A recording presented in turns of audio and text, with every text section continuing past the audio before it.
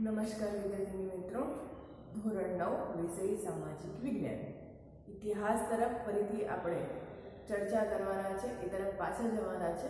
આપણું જે ચેપ્ટર છે 1945 પછીનું જે વિશ્વ છે, એ વિશ્વની પરિસ્થિતિ શું, આપણે પાછળના ચેપ્ટરો છે એમાં ચેપ્ટરમાં જોઈ ગયા કે ભારત છે એ આઝાદી તરફ પ્રયાણ કર્યું.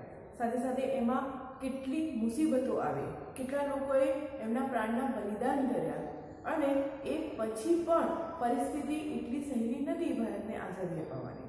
જ્યારે બ્રિટિશ સરકારે બ્રિટિશ પાર્લામેન્ટમાં જૂન 1947માં જ્યારે એક બ્રિટિશનો કાયદો હિન્દ સ્વાતંત્ર્યતા ધારો છે, એ ધારો છે એ રજૂ કર્યો, અને પછી બધી પ્રોસેસ બાદ જુલાઈ 1947માં ફાઇનલી જ્યારે હિન્દ સ્વાતંત્ર્યતા ધારો છે એને જે દરખાસ્ત છે, દસ્તાવેજ છે, જે કાગળિયા લીગલી કહેવાય કે લીગલી ડોક્યુમેન્ટ દ્વારા હિન્દ છે એ સ્વતંત્ર થયું.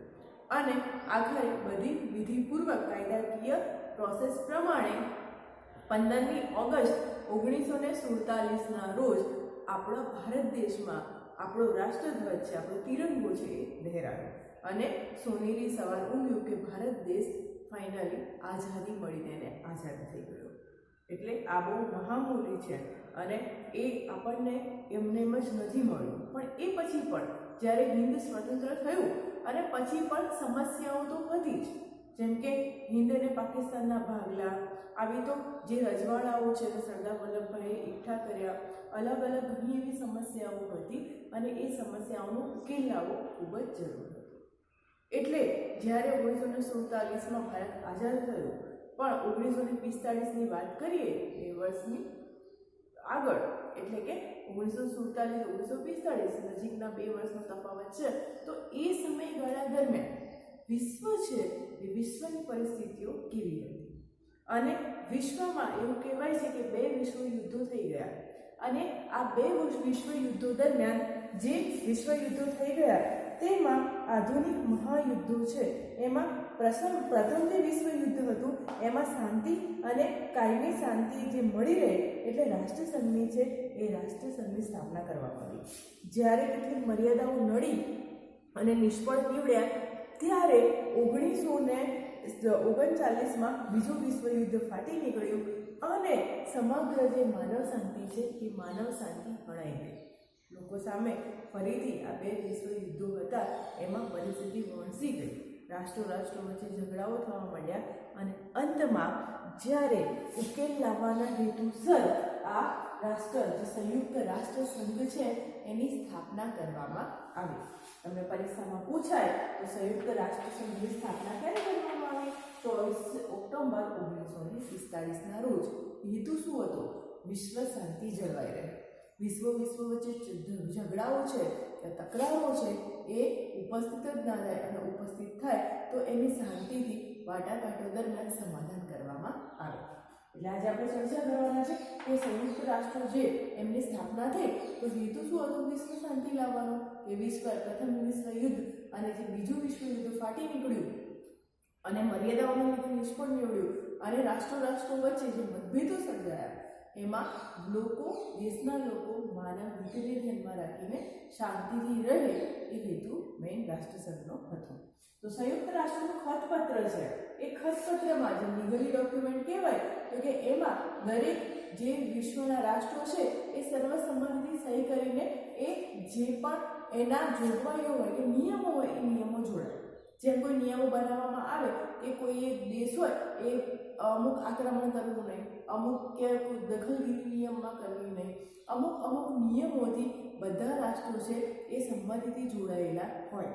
અને આ નીતિ નિયમો એટલે કે ખતપત્રો, અને વિશ્વ શાંતિ જાળવવા માટે આ સંયુક્ત રાષ્ટ્રોએ ઉઠાવેલું એક કદમ છે. તો સંયુક્ત રાષ્ટ્રનો જે આરંભ છે એ આમુખથી થાય છે. આમુખ આપણા બંધારણમાં જે જોગવાઈઓ છે એના પ્રથમ પેજમાં આમુખ આપ્યું છે, તો આમુખથી થાય છે. અને સંયુક્ત રાષ્ટ્ર સંઘના હેતુઓ છે, એ હેતુઓ શું છે એ આ ખતપત્રમાં જણાવેલા છે. સંયુક્ત રાષ્ટ્રની સ્થાપના 24 ઓક્ટોબર 1945ના રોજ થઈ. હવે શું કહેવા માંગે છે કે આંતરરાષ્ટ્રીય જે પણ દેશો છે એમાં શાંતિ અને સલામતીની સ્થાપના કરવી એ સંયુક્ત રાષ્ટ્રનો મુખ્ય હેતુ છે. સાથે સાથે દરેક આંતરરાષ્ટ્રીય ઝઘડાઓ હોય એમાં શાંતિમય સાધન દ્વારા તેનો ઉકેલ લાવવો. જેમ કે કોઈ પણ આંતરરાષ્ટ્રીય વિવાદો હોય, નદીનો જે દરિયાનું પાણી નદીનું પાણી દરિયામાં ભળે અને જે નદીઓ છે હવે પાણીનો પ્રવાહને રોકી શકવાનું નથી, તો એક દેશમાંથી બીજા દેશમાં પ્રવાહ જાય અને એના ભાગલા પડે ને તકરારો થાય ને એવું ઘણા બધા જલસંધિઓ થયેલી છે, એ વિવાદ ઉત્પન્ન થયા છે. તો આવા ઘણા બધા જે પ્રશ્નો છે એનો શાંતિમય એટલે કે શાંતિથી એનો ઉકેલ લાવવાનો પ્રયત્ન કરવો. આત્મનિર્ણય તથા સમાન હકના પાયા ઉપર રાષ્ટ્ર વચ્ચે મૈત્રીપૂર્ણ સંબંધો સ્થાપવા અને વિકસાવવા. એટલે કે દરેક રાષ્ટ્ર છે એ પોતાનો આત્મનિર્ણય લેવા માટે સ્વતંત્ર છે અને એનું બીજા દેશોએ છે એ સન્માન કરવું જોઈએ. સાથે સાથે એક દેશ છે બીજા દેશને નડે નહીં, રાષ્ટ્રો વચ્ચે શાંતિપૂર્ણ સંબંધો વિકસાવવા એ પણ રાષ્ટ્રસંઘનો હેતુ છે. વિશ્વ શાંતિને જાળવવા માટે તમામ યોગ્ય પગલાં લેવા. કોઈ પણ ક્યાંય પણ યુદ્ધ એ કોઈ પણ રાષ્ટ્ર છે એ હિત ના કરી શકે. એટલા માટે કે દરેક વિશ્વ શાંતિ, દરેક રાષ્ટ્રના લોકો છે એ શાંતિને રહે અને રાષ્ટ્રો વચ્ચે વિવાદો ન થાય એ પરમિશન વગર કે યુદ્ધ કરી જ ના શકે અથવા તો એવી કોઈ પરિસ્થિતિ ઊભી કરવી જ ના જોઈએ. અને માટે વિશ્વ શાંતિ મેઇન વસ્તુ એ કે વિશ્વ શાંતિ લાવવી ખૂબ જ જરૂરી છે, કારણ કે તો જ રાષ્ટ્રના વિવાદો છે, આ વિશ્વ યુદ્ધો થાય છે એ થશે નહીં. એટલે વિશ્વ શાંતિ લાવવા માટે તમામ પ્રયત્નો છે કરવા. આર્થિક, સામાજિક, સાંસ્કૃતિક કે માનવતાવાદી કોઈ પણ સમસ્યાઓ હોય તો આંતરરાષ્ટ્રીય સ્તરે છે એ સંયુક્ત પ્રાપ્ત કરો. કોઈ દેશની સંસ્કૃતિ ભિન્ન હોય, રાષ્ટ્રની સંસ્કૃતિ છે, એમના જે રીત રિવાજો છે કે આર્થિક કે રાજકીય પરિબળો પણ અલગ અલગ હોય, તો તેને અનુલક્ષીને કોઈ રાષ્ટ્ર કોઈમાં દખલગીરી કરશે નહીં અને સહયોગ અને મૈત્રીભાવપૂર્ણ વાતાવરણ છે એ સાથ સહકાર આપશે. નિરાકરણ લાવવું. જાતિ, ભાષા, લિંગ કે ધર્મના ભેદભાવ વિના તમામ વ્યક્તિઓ માટેની મૂળભૂત સ્વતંત્રતાઓ કે માનવ અધિકારો પ્રત્યે આદરભાવ રાખવો. એક જ દેશમાં અલગ અલગ નાગરિકો છે એ જે વસતા હોય છે, જેમ કે અમેરિકામાં છે તો અમેરિકામાં પણ અલગ અલગ દેશના નાગરિકો છે એ ત્યાં વસતા હોય છે. ભારત દેશમાં પણ અલગ અલગ દેશના નાગરિકો છે એ અહીંયા વસતા હોય છે. તો કોઈ પણ ધર્મ છે, લિંગ છે, જાતિ છે, એના કોઈ પણ ભેદભાવ વગર માનવને તેના અધિકારો છે એ મૂળભૂત અધિકારો ભોગવવાની સ્વતંત્રતા મળે એ જરૂરી છે. અને કોઈ પણ ભેદભાવ રાખ્યા વગર તેનામાં સમાન આદરભાવનો છે એવી ભાવના દરેક રાષ્ટ્રે રાખવી પડશે. એવું નહીં કે મારા દેશનું છે તો એને જ પ્રાયોરિટી આપવાની કે બીજા બધા માટે ભેદભાવ કરવાના. એવું અમેરિકામાં વચ્ચે થયું હતું, જો તમને ન્યૂઝમાં યાદ હોય તો, કે એક પોલીસ કર્મી હતો એટલે જે કાળા ગોરાનો ભેદભાવ હતો એના લીધે એક વ્યક્તિ એને તકલીફ થતી હતી, છતાં પણ એ ત્યાં એને કોઈ સાંભળ્યું નહીં અને એને પોલીસ તરફથી એવું કંઈક દબાણ નહીં થયું અને એના લીધે એ ત્યાં મૃત્યુ પામ્યો. તો આવી પરિસ્થિતિ ઊભી ન થાય અને પછી બહુ જ વિરોધોનો વંટોળ છે એ ફાટી ઉઠ્યો હતો, ઘણો એવો વિરોધ થયો હતો. તો આવી પરિસ્થિતિ ઊભી ન થાય માટે દરેક રાષ્ટ્ર છે એને માનવ અધિકારો પ્રત્યે એના મૂળભૂત એક વ્યક્તિ તરીકે એ પોતાના મૂળભૂત હકો ભોગવી શકે એવી સ્વતંત્રતા આપવી જોઈએ અને એ પણ કોઈ પણ પ્રકારના જાતિ, લિંગ કે ધર્મના ભેદભાવ વગર. આ સમાન ધ્યેયો સિદ્ધ કરવા માટે કામ કરી રહેલા જુદા જુદા રાષ્ટ્રો વચ્ચે જે કેન્દ્રીય સંસ્થા તરીકેનું કાર્ય કરવું. જે પણ રાષ્ટ્ર છે વિશ્વ શાંતિ લાવવાના પ્રયત્નો કરી રહ્યું છે અને કાર્યો કરી રહ્યા છે તેમાં અન્ય રાષ્ટ્રોએ સાથ સહકાર આપવો અને સાથે સાથે એનો સહયોગ પણ આપવો. આમ ખતપત્રમાંથી ફલિત થાય છે કે યુદ્ધને તિલાંજલિ અને ચીર શાંતિની ઝંખના.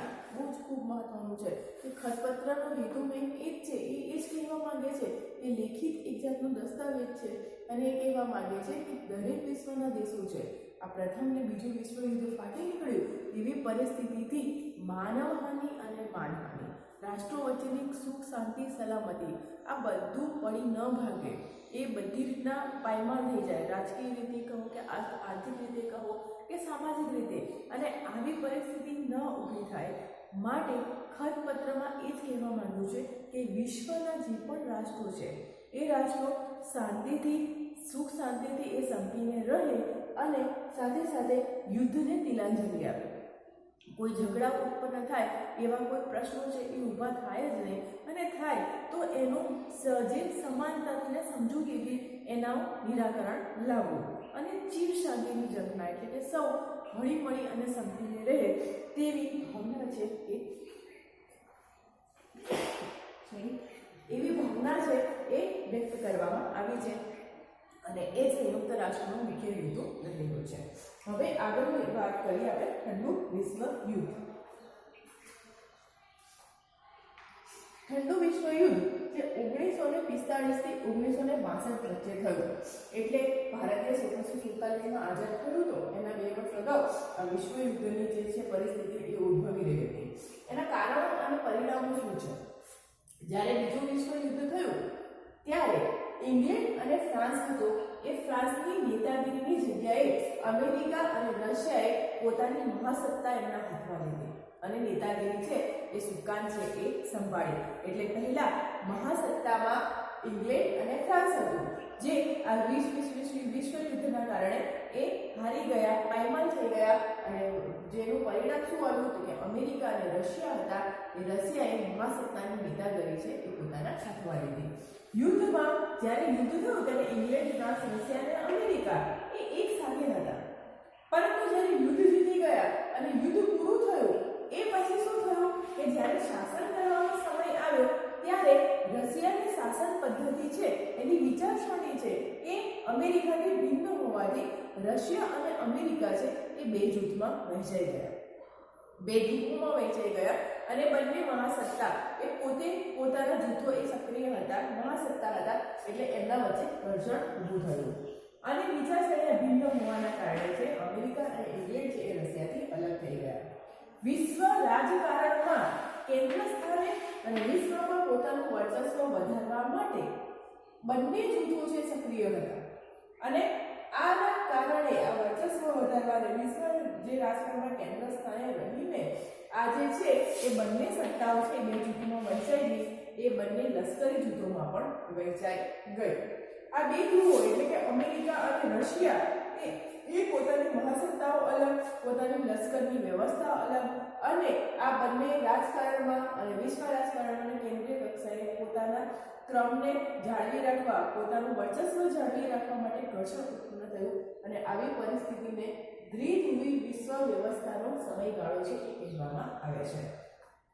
સંબંધો બંને વચ્ચે સુમેળ ભર્યા ન રહ્યા કારણ કે સતત સત્તા માટે એકબીજા ઉપર ક્યાંય ને ક્યાંય વર્ચસ્વ જમાવવાનો પ્રયત્ન કરતા. બંનેને મહાસત્તા લેવી હતી અને બંનેને પોતાનું સ્થાન જે મોખરે રાખવું હતું અને એના કારણે તકદીલી ભર્યા સંબંધો રહ્યા અને એના કારણે સંબંધો પણ સુમેળભર્યા ન રહ્યા. પરસ્પર બંને વચ્ચે અસંતોષ અને સત્તા માટે સતત ખેંચતાણ થવા માંડી. પરિણામ શું આવ્યું કે એકદમ અત્યંત તંગ પરિસ્થિતિનું નિર્માણ થયું કે સામે જ્યારે કોઈ એક જ વસ્તુ હોય અને લેવા માટે ખેંચતાણ થાય એવી તંગ પરિસ્થિતિનું નિર્માણ થયું અને આ તબક્કાને ઠંડા વિશ્વ યુદ્ધ તરીકે ઓળખવામાં આવે છે. ફરીથી એકવાર રિપીટ કરીએ, જ્યારે બીજું વિશ્વ યુદ્ધ થયું એટલે એ વિશ્વનું પરિણામ શું આવ્યું તો ઇંગ્લેન્ડ અને ફ્રાન્સ જે મહાસત્તા તેમના હાથમાં હતી એની જગ્યાએ અમેરિકા અને રશિયાએ એ મહાસત્તાની જે નેતાગીરી છે એ સુકાન છે પોતાના હાથમાં લીધી. હવે જ્યારે યુદ્ધ થયું ત્યારે America, Russia, England, America, France આ બધા એક સાથે હતા. પરંતુ વિશ્વ યુદ્ધનો અંત થયો, યુદ્ધ પૂરું થઈ ગયું અને પછી શું થયું તો કે અમેરિકા અને રશિયા એ પોતાની જે મહાસત્તાની સુકાન છે એ સંભાળી, પરંતુ જે વિશ્વની રાજનીતિ છે અને જે વિશ્વની જે શાસન પદ્ધતિ છે એ શાસન પદ્ધતિ રશિયાની વિચારસરણી એ માટેની સાવ અલગ હતી. કોનાથી? અમેરિકાથી. તો અમેરિકા અને રશિયાની વિચારસરણી અલગ હતી, એમની શાસન પદ્ધતિ અલગ હતી અને આના લીધે શું થયું તો કે અમેરિકા અને રશિયા બંને બે જૂથોમાં વહેંચાઈ ગયા. બંનેને મહાસત્તા લેવી હતી, બંનેને વિશ્વમાં પોતાની નેતાગીરીની સુકાન સંભાળવી હતી. એ વિશ્વ રાજકારણમાં સક્રિય રહ્યા અને વિશ્વ ક્ષેત્રે દરેક વિશ્વમાં પોતાનું શાસન અને પોતાને મહાસત્તા અને પોતાનું વર્ચસ્વ વધારવાનો સતત પ્રયત્ન કરતા રહ્યા. આના પરિણામે બંને રાષ્ટ્રો વચ્ચે તંગદિલી, ખેંચતાણવાળી અને એકબીજાને આક્રમણ કરવાવાળી એ પરિસ્થિતિ છે એ ઊભી થઈ. પરસ્પર અસંતોષ, સત્તા માટે ખેંચતાણ અને એમના સંબંધો પણ સુમેળભર્યા ન રહ્યા. અને આવી પરિસ્થિતિને ઠંડુ વિશ્વયુદ્ધ તરીકે ઓળખવામાં આવે છે. તમે ટૂંક નોંધમાં પૂછાઈ શકે છે.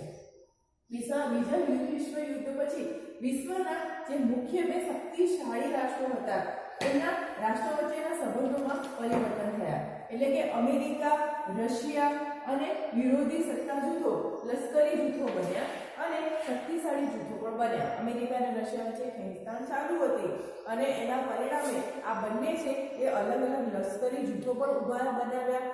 બંને સક્રિય હતા અને બંને એટલા સક્ષમ પણ હતા કે જેના કારણે એ બંને વિરોધી સત્તા જૂથોમાં વહેંચાઈ ગયા અને બંને શક્તિશાળી રાષ્ટ્રો બન્યા કે જેમની સામે સારું એવું સશક્ત લશ્કરી જૂથ હોય, આર્થિક રીતે પણ બંને સારા એવા વિકાસ કરતા હોય અને વિશ્વમાં પણ એમનું વર્ચસ્વ હોય એવા બંને શક્તિશાળી જૂથોમાં ડિવાઈડ થઈ ગયા. એટલે એટલા માટે એક દ્વિધ્રુવીય પ્રક્રિયા એટલે કે બંને દેશોમાં પોતાનું વર્ચસ્વ વધારવા માટે પ્રયત્ન કરતા. બ્રિટન અને ફ્રાન્સ, આ વિશ્વયુદ્ધ છે એમાં બ્રિટન અને ફ્રાન્સની વાત કરીએ તો બ્રિટન અને ફ્રાન્સનો યુદ્ધ થયો, જે વિજય થયો પરંતુ ભયંકર તારાજી થઈ અને તેના લીધે મહાસત્તાનો દરજ્જો ગુમાવી બેઠા. વિશ્વના બીજા પણ દેશો છે, વિશ્વના અલગ બીજા પણ રાષ્ટ્રો છે, એમાં બ્રિટન અને ફ્રાન્સ એ પણ હતા, એમનો વિજય તો થઈ ગયો. હવે કોનો વિજય થયો તો ઇંગ્લેન્ડ, ફ્રાન્સ, રશિયા, અમેરિકા, એમાં બ્રિટન અને ફ્રાન્સનો પણ વિજય થયો હતો. પરંતુ યુદ્ધ એટલું ભયંકર હતું કે એ પોતાનું સશક્ત લશ્કરી દળ, લશ્કર સેનાથી હોય એના માનવોથી, એના સૈનિકોથી, તો સૈનિકો પણ માર્યા ગયા અને લશ્કરી જેમનું તંત્ર હતું એ શું થયું, ખડબડી ગયું. એટલે કે એ શું થયું, નબળું પડી ગયું. માનવહાનિ પણ થઈ અને એના લીધે એ શું થયું કે ભયંકર તારાજી થઈ એમના દેશમાં. એ આર્થિક રીતે અને રાજકીય રીતે પણ એ સાવ પાયમાલ બની ગયા અને એના લીધે એ મહાસત્તાનો દરજ્જો છે એ ગુમાવી બેઠા. એટલે શું રહ્યું હવે, મહાસત્તામાં રશિયા અને અમેરિકા એ મુખ્ય રહ્યા, કારણ કે એમની સાથે એટલું વર્ચસ્વ હતું, લશ્કરી જૂથ હતું અને આર્થિક રીતે, રાજકીય રીતે પણ સક્ષમ હતા.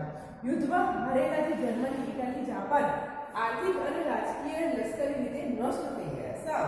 એટલે મહાસત્તા પર આવે એવો કોઈ સવાલ જ નહોતો.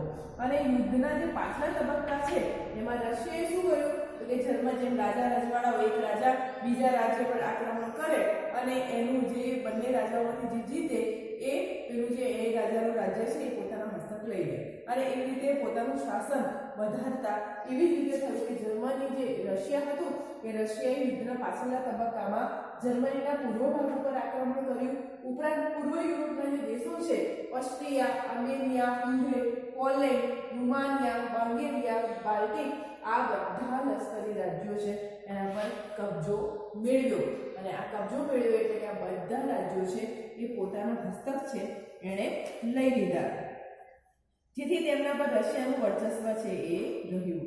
આ સમયગાળા દરમિયાન રશિયાએ અણુ અખતરો 1949ના રોજ કરીને અણુબોમ્બ ધરાવતી અમેરિકાની પ્રભુત્વવાળી સત્તાને પડકારી.